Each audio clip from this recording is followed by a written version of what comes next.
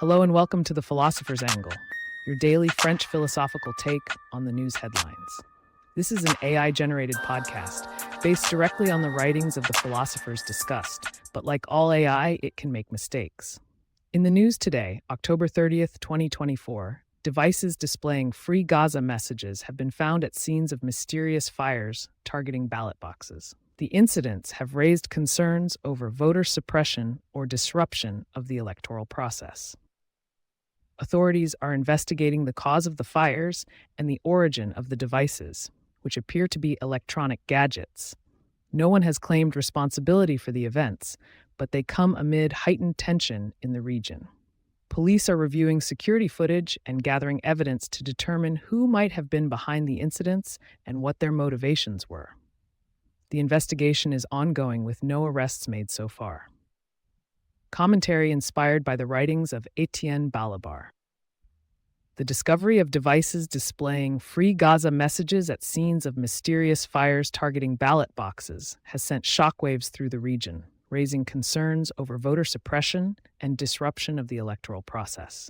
As authorities scramble to investigate the cause of the fires and the origin of the devices, it becomes clear that this incident represents a complex web of power dynamics, violence, and ideology. At its core, this incident highlights the fundamental contradiction between the ideal of universality and the reality of particularity in politics.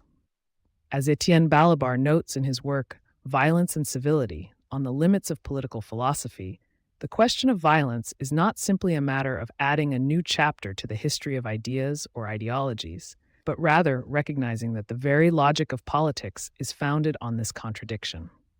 In this case, the Free Gaza messages represent a particular ideology that seeks to disrupt the established order and create zones of conflict and uncertainty. This is what Balibar terms ultra-politics, a type of politics that exceeds and disrupts the norms of the established order, creating spaces for counter-hegemonic movements to emerge. However, as we delve deeper into this incident, it becomes clear that the dominant ideology at play here is not just about promoting peace and reconciliation, but rather about legitimizing and justifying the use of force against those who resist or oppose it. As Balibar notes in Masses, Classes, Ideas, Studies on Politics and Philosophy Before and After Marx, the dominant ideology always presents itself as a discourse of peace and reconciliation. But this is precisely what conceals its true nature, a discourse of violence that legitimates and justifies the use of force against those who resist or oppose it.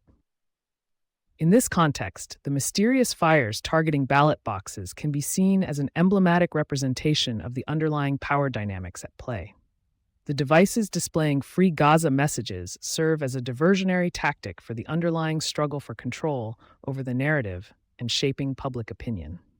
As Balibar notes in On the Dictatorship of the Proletariat, the struggle for hegemony is always a struggle for the control of meaning, and the outcome of this struggle determines which forms of violence will be legitimized and which will be stigmatized.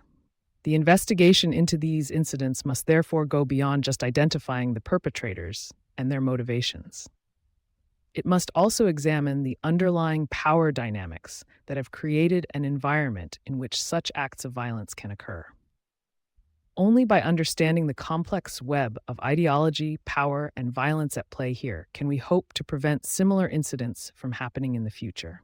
Ultimately, this incident serves as a sobering illustration of the need for a more nuanced understanding of politics and violence. As Balibar's work so incisively highlights, politics is not just about rational deliberation or peaceful coexistence. It is also about power, ideology, and violence. By acknowledging this complexity, we can begin to build a more just and equitable society, one in which the ideals of universality and particularity are not pitted against each other, but rather worked through in all their messy complexity. Thank you for listening to today's episode of The Philosopher's Angle. Be sure to come back tomorrow for another reflective take on the day's news.